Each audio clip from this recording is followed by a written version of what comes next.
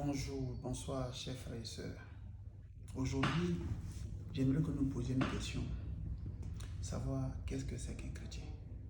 C'est quoi un chrétien? Parce que plusieurs se réclament de ce titre. Plusieurs disent qu'ils sont chrétiens.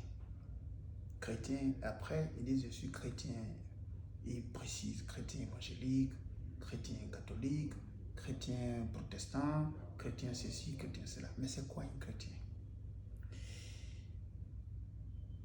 Chrétien. C'est dans la Bible, dans les Actes des Apôtres, au chapitre 11, verset 26, que ce mot sort pour la première fois à Antioche. La Bible dit quoi? Ce fut à Antioche, qui est une ville de Syrie, que pour la première fois, les disciples du Christ furent appelés chrétiens. Donc, les chrétiens sont des disciples du Christ. C'est ce que la Bible nous dit. Être chrétien, ça veut dire quoi? Que tu crois en Jésus et tu suis Jésus. Maintenant, la question que j'aimerais que nous nous posions, toi et moi, c'est, ça veut dire quoi croire en Jésus? Si tu prends le monsieur qui est assis dans la boîte de nuit, en train de boire, ou même le féticheur qui est assis derrière ses fétiches, il te dira qu'il croit en Jésus. Il dit que oui, je connais Jésus, je crois en lui. Mais ça veut dire quoi croire en Jésus?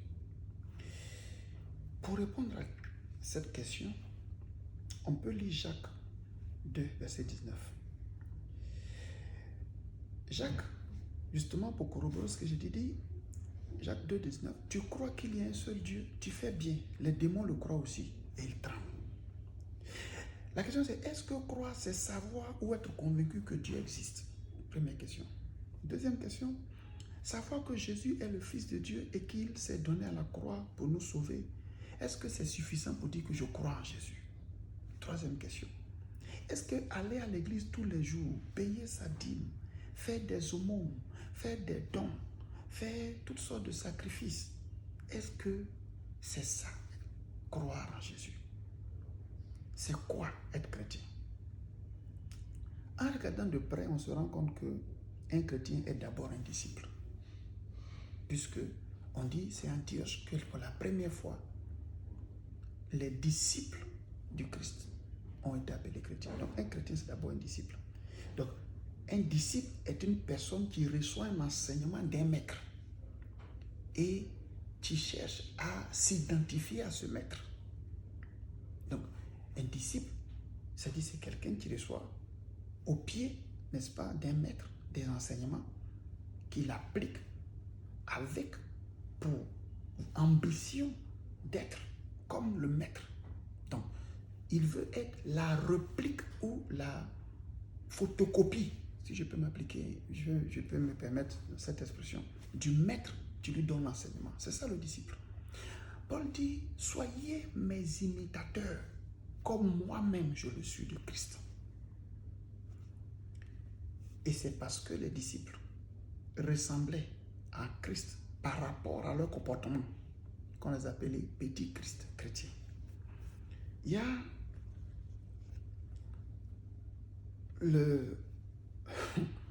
la question qui va venir maintenant, que vous pouvez me poser, qui dit que ça veut dire quoi recevoir?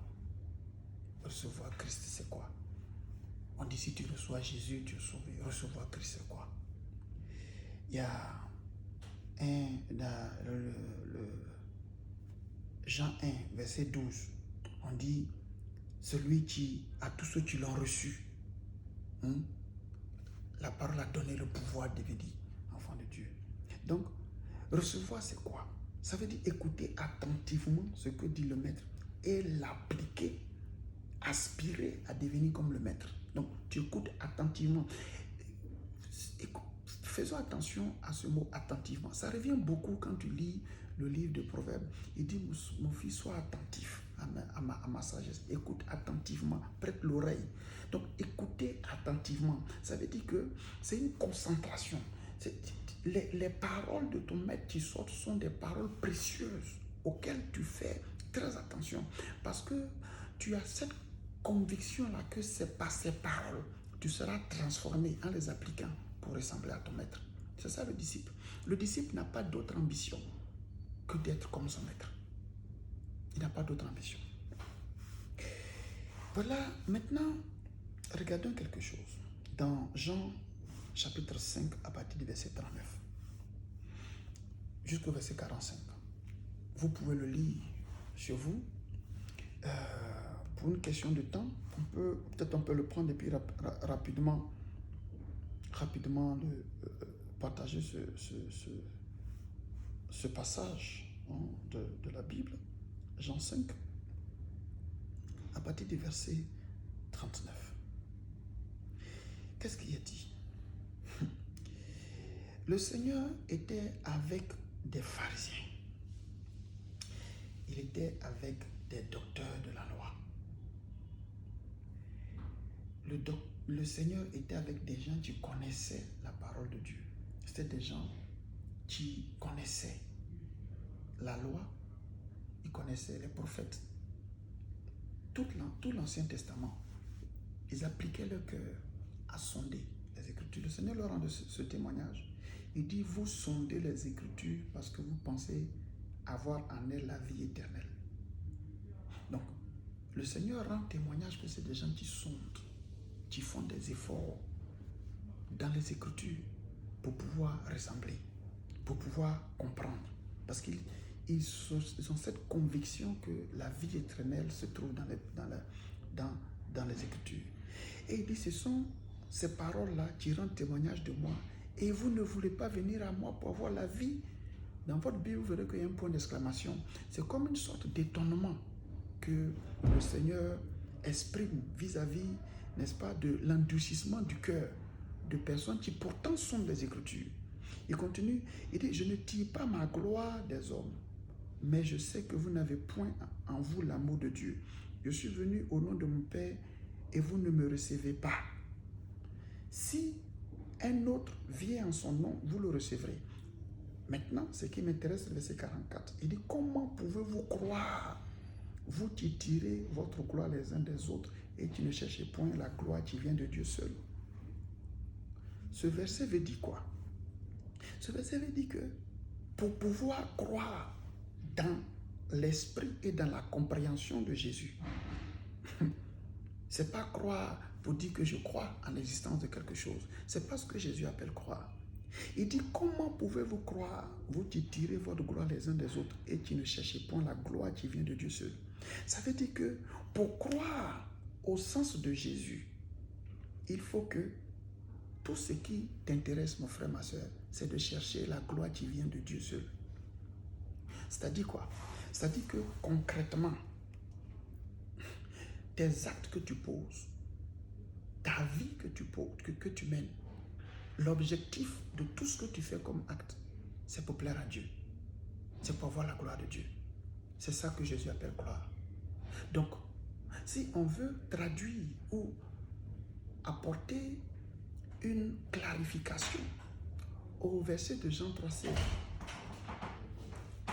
au verset de Jean 3,16, tu dis que Dieu a tant aimé le monde qu'il a donné son Fils unique, afin que quiconque croit en lui ne périsse point, mais ait la vie éternelle. En fait, si on doit comprendre cela, à la lumière de Jean 5, à partir du verset Jean 5, verset 44, c'est vrai, Dieu a tant aimé le monde qu'il a donné son Fils unique, afin que quiconque cherche la gloire de Dieu seul soit sauvé. Ce n'est pas celui qui se promène et qui dit « je crois en Jésus ». C'est celui qui cherche la gloire de Dieu seul. Celui qui véritablement cherche à plaire à Dieu. La gloire de Dieu, et il met le mot « seul ». Il exclut tout ce qui est mélange. Quand tu jeûnes, quand tu manges, quand tu vas à l'église, quand tu pries, quand tu évangélises, toutes ces choses, une seule motivation doit être dans ton cœur, plaire à Dieu, seul. En ce moment-là, Jésus te regarde et dit, voilà mon disciple, voilà quelqu'un qui croit. Ce n'est pas celui qui le proclame, mais c'est celui qui, dans son cœur et dans ses attitudes, vit pour chercher la gloire de Dieu dans tout ce qu'il fait. Voilà celui qui croit. Voilà le chrétien. Donc, j'espère que cette vidéo t'a fait du bien et que Dieu te bénisse.